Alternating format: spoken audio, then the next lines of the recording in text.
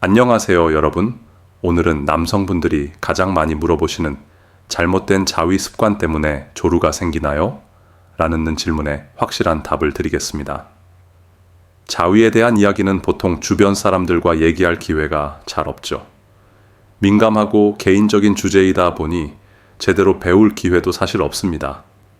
그래서 단순히 답만 드리는 게 아니라 조루를 예방하는 올바른 자위 방법까지 정리해서 알려드릴 테니 끝까지 봐주세요. 어떤 분은 그러세요. 자위는 몇십 분도 가능한데 실전만 가면 토끼가 돼버립니다. 하는 분이 계세요. 이런 경우에는 단순한 심리 문제라기보다는 잘못된 습관이 조류증이라는 질환까지 돼버린 것일 수 있습니다. 먼저 다들 제일 궁금해 하시죠. 몇 분부터 조루인가요? 많은 분들이 3분, 5분 이렇게 생각하시는데 놀라지 마세요. 세계 평균 성관계 시간은 5.4분입니다. 한국만 그런 게 아닙니다. 전 세계 평균이 그래요. 근데 댓글 보면 나는 30분, 1시간 한다 이런 분들 꼭 계시잖아요. 여러분, 키 큰 사람도 있고 작은 사람도 있듯이 평균이 5분대라는 거예요. 그러니까 시간이 아니라 만족도가 핵심입니다. 내가 원할 때 사정을 조절할 수 있고 파트너도 만족한다면 그건 조루가 아닙니다. 자, 그럼 어떤 습관들이 조루로 이어지는지 보겠습니다. 첫째, 과도한 음란물 시청입니다. 현실에서는 상대와 관계를 하는 흐름상 감각적인 교감을 먼저 하죠. 서로 시각이나 청각, 후각 같은 촉감과 오감을 통해 서로 흥분하는 시간을 갖습니다. 전이에 충분한 시간을 들이면서 예열을 하는 것이죠. 그런데 여기서부터 문제가 생깁니다. 현실에서는 서로 교감하면서 흥분이 점점 올라가는데 영상은 이미 시작부터 이 뇌의 흥분 수치가 맥시멈으로 가는 거죠. 그러니까 더 심한 경우에는 아예 시작도 안 되는 발기부전이 되기도 하고 시작은 되더라도 조절이 안 되기도 하는 것이죠. 풀 옵션, 맥시멈 자극, 우리 뇌가 처음부터 끝까지 최고 강도 자극만 기억해버리니까 실전에서는 조절이 안 되고 바로 발사되는 겁니다. 둘째, 특정 부위만 집중 자극하는 것입니다. 귀두나 특정 성감대만 계속 자극하는 습관이죠. 꼭 귀두만이 아니더라도 본인이 제일 민감한 성감대만 집중적으로 자극시키는 경우가 있습니다. 극도의 쾌락을 위해 꼬집거나 물체에 부비는 분들도 계시잖아요. 이게 반복되면 뇌에서 사정 버튼으로 각인돼 버려요. 그래서 실전에서도 반사적으로 반응이 빨라집니다. 셋째, 빨리 끝내려는 습관입니다. 담배를 피거나 술을 마시는 것처럼 자위도 중독이 있습니다. 안 하면 뭔가 좀 허전하고 하고 자야 될 것 같은 느낌이 든다고 합니다. 그런데 조루는 이럴 때 위험해요. 들키기 전에 빨리 해야지. 또는 시간 없으니까 후딱 끝내자 하는 빨리 끝내는 것이 습관이 됩니다. 이렇게 매일 반복하다 보면 몸은 빠른 사정만 학습합니다. 그러다 보니 실전에서도 조절이 안 되죠. 그럼 어떻게 해야 하느냐? 전문가들이 공통으로 권하는 방법들을 알려드리겠습니다. 조루 예방 자위 습관 5가지입니다. 첫째, 나만의 공간에서 여유 있게 하는 것입니다. 샤워하면서 급하게 또는 화장실에서 몰래 하는 것은 최악입니다. 100% 릴렉스할 수 있는 안전한 공간에서 천천히 하셔야 합니다. 둘째, 성감대 외곽부터 자극하는 것입니다.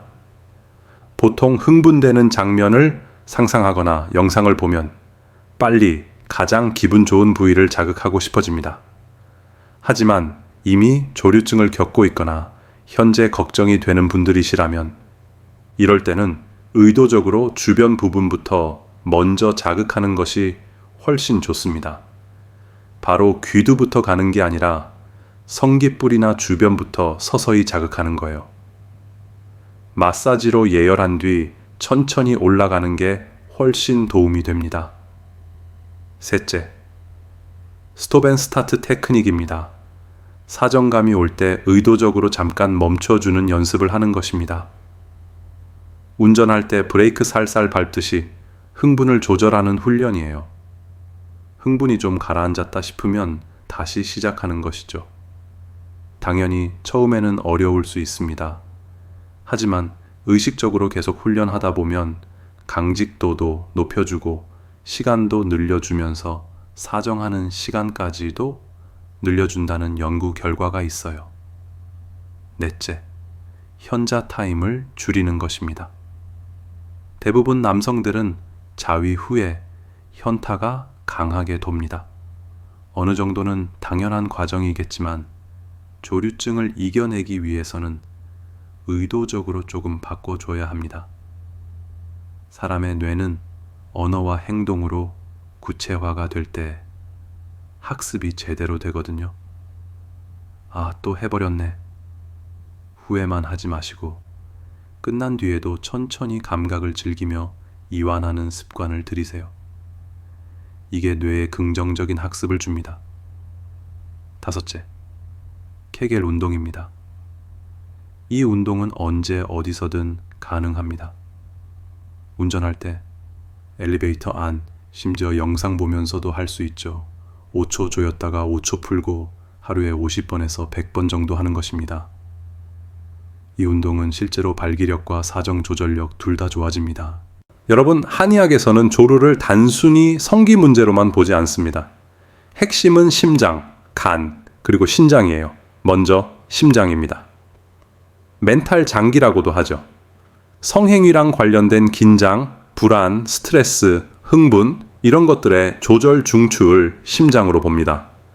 우리가 열받아서 실제로 이 명치 주변이나 목 뒤 척추 주변에 열이 뻘겋게 맺히는 경우들이 있어요. 심한 분들은 이게 안면 홍조까지 올라오거나 머리 빠지는 후천적 탈모까지 심해지고요. 이런 경우 심화가 과도하다라고 표현합니다. 쉽게 열받아서 흥분하게 되고 사정 조절 능력도 떨어지는 것입니다.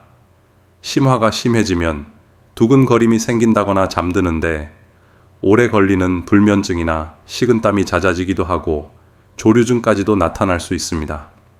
혀를 살펴보면이 끝에 부분만 시뻘겋게 나오는 딸기처럼 돌기가 오돌 올라오기도 하고 중간 부분부터 이제 쩍쩍 갈라지는 부분이 생기기도 하죠. 다음은 간입니다. 간은 분노와 억울함 같은 감정과 연결돼 있습니다. 간이 기능적으로는 혈액을 저장하고 효소나 호르몬 생성이나 분해에 관여를 하고 해독도 시켜줍니다. 실제로 간 기능이 왕성해지면 사람이 용맹해져요. 뭐든 해낼 수 있을 것 같은 마음이 생기고 평소보다는 마음이 조금 더 넉넉하고 커지는 거죠. 근데 우리가 억울함이 쌓이거나 억눌린 감정이 생기면 간 기능이 실제로 구그러들어요. 간이 콩알만해진다고 하죠. 그래서 화병이라고 하면 간과 심장의 경보가 울리는 것입니다. 결국 억눌린 감정 때문에 간에 열이 쌓이면 조절이 쉽지 않게 됩니다. 또 음낭이나 사타구니 주변이 자꾸 축축해지시는 분들이 계실 거예요. 가려움증도 생기고 입도 자주 마르고 쓴맛도 올라온다 싶으면 간을 확인해야 합니다. 마지막으로 신장입니다. 콩팥이라고도 하죠. 신장은 정자와 전객, 즉 생식 기능과 직결되어 있습니다. 무리한 생활 습관이 계속되면 신장 기능이 약해지고 결국 성 기능에도 문제가 나타나죠. 즉 조루는 단순히 한 부위만의 문제가 아니라 몸 전체 균형의 문제라는 겁니다. 그래서 체질을 바로잡고 생활 습관까지 함께 교정해야 진짜 개선이 되는 겁니다. 정리하겠습니다. 조루는 부끄러운 게 아닙니다. 잘못된 습관과 생활 패턴의 결과일 뿐입니다. 음란물 과다 시청 줄이고 특정 부위만 자극하는 습관 버리고 케겔 운동으로 근육 강화하면 충분히 개선할 수 있습니다. 오늘 영상이 도움이 되셨다면 좋아요와 구독 부탁드립니다. 그리고 댓글로 여러분의 경험도 남겨주세요. 여러분의 이야기가 다른 시청자들에게 큰 힘이 됩니다. 끝까지 시청해 주셔서 감사합니다.